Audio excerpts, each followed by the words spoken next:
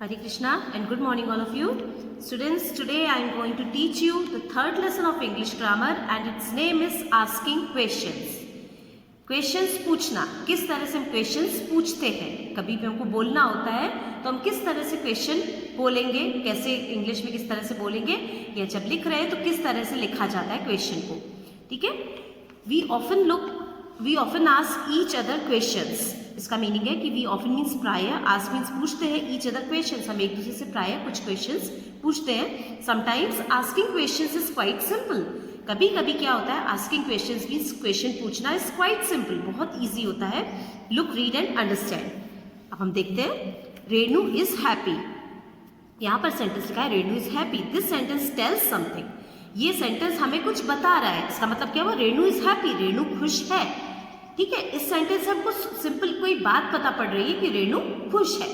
ठीक है. अब सेकंड सेंटेंस हम देखते हैं, वो हुआ इज रेणु हैप्पी. क्या रेणु खुश है. This sentence asks a question. इस सेंटेंस में एक क्वेश्चन पूछा जा रहा है. ठीक है. अब कोई ये सेंटेंस में जैसे हमने देखा कि जब रेणु इज हैप्पी, यहां पर इज पहले लिख दिया, इज रेणु हैप्पी. और ऑब्वियसली जब हम अगर इस पहले लिख रहे हैं तो उसका आई हम कैपिटल लिखेंगे. ठीक है. एक तो ये हो गया. दूसरा चीज होती है कि जब ये जो इज है ये एक हेल्पिंग वर्ब है. ठीक है. तो जब हमको हेल्पिंग, जब सेंटेंस से क्वेश्चन बनाना होता है तो एक तो हेल्पिंग वर्ब से क्वेश्चन बनता है और दूसरा WH वर्ड से क्वेश्चन फॉर्म होते हैं. ठीक है. तो अभी हम ये हेल्पिंग वर्ब से देखेंगे. तो ये जो इज है, जब भी हेल्पिंग वर्ब से क्वेश्चन बनता है तो सेंटेंस में हेल्पिंग वर्ब सबसे पहले आ जाती है और उसके बाद होता है सब्जेक्ट एंड देन सेंटेंस का जो रेस्ट पार्ट है वो लिखा जाता है. ठीक है. और अगर सेंटेंस में अगर कोई मेन वर्ब होती तो वो सबसे पहले हेल्पिंग वर्ब आएगी, उसके बाद सब्जेक्ट आएगा और उसके बाद मेन वर्ब आती है और उसके बाद सेंटेंस का रेस्ट पार्ट लिखा जाता है. ठीक है.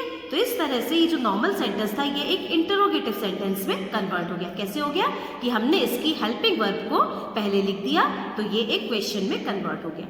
तो कभी भी हमको किसी भी सेंटेंस से क्वेश्चन फॉर्म करने के लिए हम उसमें अगर हेल्पिंग वर्ब से क्वेश्चन फॉर्म कर रहे हैं, उसमें हेल्पिंग वर्ब है तो हम उसकी हेल्पिंग वर्ब को सबसे पहले लिख देंगे, उसके बाद सब्जेक्ट आएगा, देन मेन वर्ब आएगी. अगर इसमें मेन वर्ब नहीं है, इसमें सिर्फ इस वर्ब है, और अगर सेंटेंस में कोई दूसरी वर्ब होती तो उसके बाद सब्जेक्ट के बाद में मेन वर्ब आ जाती एंड देन सेंटेंस का रेस्ट पार्ट लिखकर वो एंड में हम क्वेश्चन मार्क लगा देंगे. तो इस तरह से एक नॉर्मल सेंटेंस एक इंटरोगेटिव सेंटेंस में कन्वर्ट हो गया. ठीक है.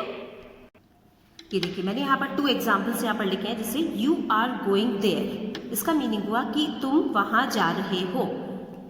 ठीक है.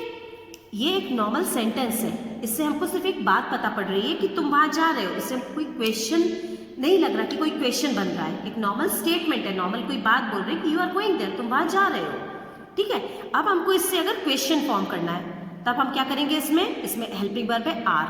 सबसे पहले हम देखेंगे यू सब्जेक्ट है, आर हेल्पिंग वर्ब है, गोइंग मेन वर्ब है और देयर इसका जो और पार्ट है सेंटेंस का वो है यहाँ पर.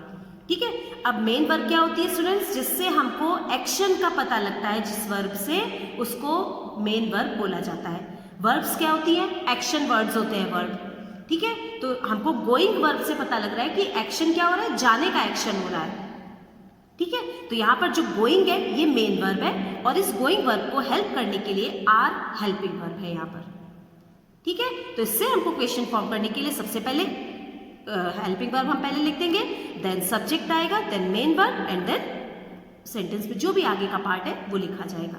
तो किस तरह से ये नॉर्मल सेंटेंस इंटरोगेटिव सेंटेंस में कैसे कन्वर्ट हुआ, सबसे पहले आर हेल्पिंग वर्ब लिख दी, then subject, then main verb and then sentence का रेस्ट पार्ट लिखकर नॉर्मल सेंटेंस इंटरोगेटिव सेंटेंस में कन्वर्ट हो गया.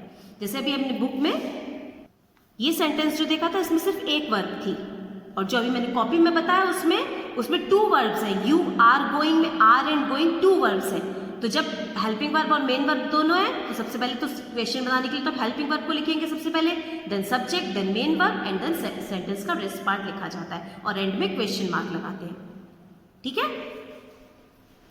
अब नेक्स्ट यहाँ पर देखते हैं कुछ सेंटेंसेस और हैं. रेणु इज हैप्पी, ये टेलिंग सेंटेंस है, मीन्स कुछ बता रहा है हमको, इससे हमको नॉर्मल कुछ चीज का पता लग रहा है. और इस सेंटेंस में अगर हमने हेल्पिंग वर्ब पहले लिख दी तो इज रेणु हैप्पी ये एक इंटरोगेटिव सेंटेंस में कन्वर्ट हो गया. इससे हमको पता लग रहा है कि कोई क्वेश्चन पूछा जा रहा है. ऐसे सेंटेंस के एंड में हम क्या लगाते हैं, क्वेश्चन मार्क लगाते हैं. ठीक है। सेकंड देखिए, नीलेश वॉज एब्सेंट, इसका मीनिंग हुआ नीलेश एब्सेंट था। ये टेलिंग सेंटेंस, एक नॉर्मल सेंटेंस से हमको कुछ पता लग रहा है कि नीलेश एब्सेंट था, ठीक है। अब इसको हमको इंटरोगेटिव सेंटेंस में कन्वर्ट करना है, ऐसे क्वेश्चन फॉर्म करना है, तो हम क्या करेंगे, इसकी हेल्पिंग वर्ब सबसे पहले लिख देंगे वॉश, देन सब्जेक्ट आ जाएगा Nilesh absent, wash Nilesh absent, क्या नीलेश एब्सेंट था, और एंड में क्वेश्चन मार्क आ जाएगा इसमें। क्लियर हुआ आप लोगों को? तो सिंपल हमको जब हेल्पिंग वर्ब से क्वेश्चन फॉर्म होता है तो सबसे पहले सेंटेंस में हेल्पिंग वर्ब लिख देते हैं, देन सब्जेक्ट, और अगर उसके बाद मेन वर्ब है तो मेन वर्ब आती है, एंड देन सेंटेंस का रेस्ट पार्ट लिखा जाता है उसमें। तो इस तरह से नॉर्मल सेंटेंस इंटरोगेटिव सेंटेंस में कन्वर्ट हो जाता है।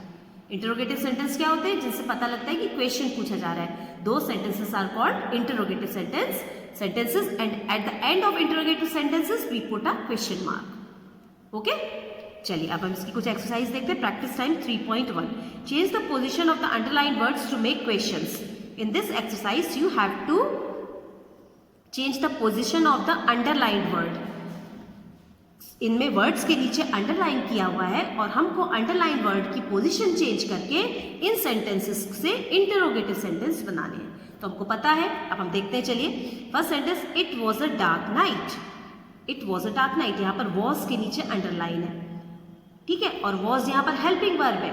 ओके, सो इससे क्वेश्चन कैसे फॉर्म हो जाएगा, वॉज हो जाएगा। सबसे पहले तो वॉज लिख देंगे, उसके बाद इट जो सब्जेक्ट है, अ डार्क नाइट सेंटेंस का रेस्ट पार्ट लिख के और एंड में क्वेश्चन मार्क लगा देंगे।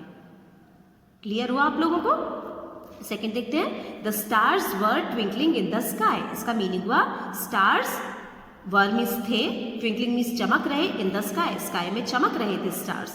इसमें हेल्पिंग वर्ब है वर और ट्विंकलिंग है मेन वर्ब। तो हम क्वेश्चन फॉर्म करते समय क्या करते हैं, हेल्पिंग वर्ब को सबसे पहले लिख देंगे वर, उसके बाद सब्जेक्ट आ जाएगा द स्टार्स, के बाद main verb twinkling in the sky, और एंड में क्वेश्चन मार्क आ जाएगा। ठीक है, नेक्स्ट देखते हैं, Mukul was looking at the stars with great interest. यहाँ पर इसका मीनिंग है मुकुल देख रही एट द स्टार्स, स्टार्स की तरफ, विथ ग्रेट इंटरेस्ट, बहुत इंटरेस्ट से वो स्टार्स की तरफ देख रही थी। अब इसमें अंडरलाइंड वर्ड आपको क्या दिख रहा है, वॉज है, और जो कि हेल्पिंग वर्ब है, तो हम वॉज को सबसे पहले लिख देंगे was, then subject and then main verb looking at the stars with great interest, and end में क्या आ जाएगा, क्वेश्चन मार्क। हेल्पिंग वर्ब अगर पहले आ गई मतलब वो नॉर्मल सेंटेंस जो है वो इंटरोगेटिव सेंटेंस में कन्वर्ट हो गया है। ठीक है, next, Sudha is writing a letter to her friend Shalu. इसका मीनिंग हुआ सुधा लिख रही है एक letter to her friend Shalu, Shalu को एक लेटर लिख रही है। तो सिंपल, इसमें इज के नीचे अंडरलाइन है, इज हेल्पिंग वर्ब है, यहाँ पर इज को हम सबसे पहले लिखेंगे इज सुधा, इसके बाद सब्जेक्ट आगे सुधा, उसके बाद मेन वर्ब आएगी writing a letter to her friend Shalu, and end में क्वेश्चन मार्क आ जाएगा। क्लियर हुआ आप लोगों को?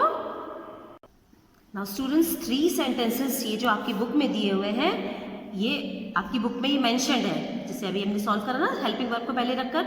अब ये 3 सेंटेंसेस और हैं आपकी बुक में, तो मैंने बुक से यहाँ पर नोट डाउन करा है, और इनसे क्वेश्चन आपको फॉर्म करना है। ठीक है, फर्स्ट सेंटेंस में she is very fond of her puppy Jack, इसमें इसके नीचे अंडरलाइन, इसका मीनिंग है कि वह she is very fond of her puppy Jack, उसका एक पपी है, पालतू एक लेडी, किसी शी मतलब कोई गर्ल है, उसका एक कोई पपी है, डॉग का बेबी को पपी बोलते हैं, उसका नाम है जैक, और वो उसको बहुत प्यार करती है।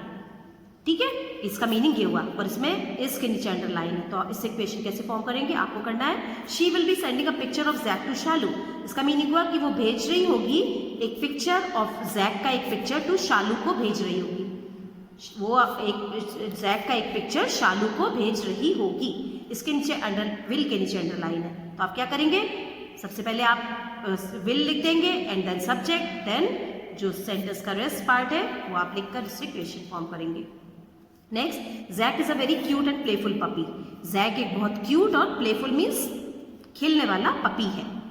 यहाँ पर इस वर्ड के नीचे अंडरलाइन है, और इससे आपको क्वेश्चन फॉर्म करना है। तो ये 3 सेंटेंसेस से क्वेश्चन फॉर्म करके आप मेरे को अपना वर्क टाइम से सबमिट करिएगा। Okay, next exercise we will do in next class. So that's all for today. Thank you all of you and take care.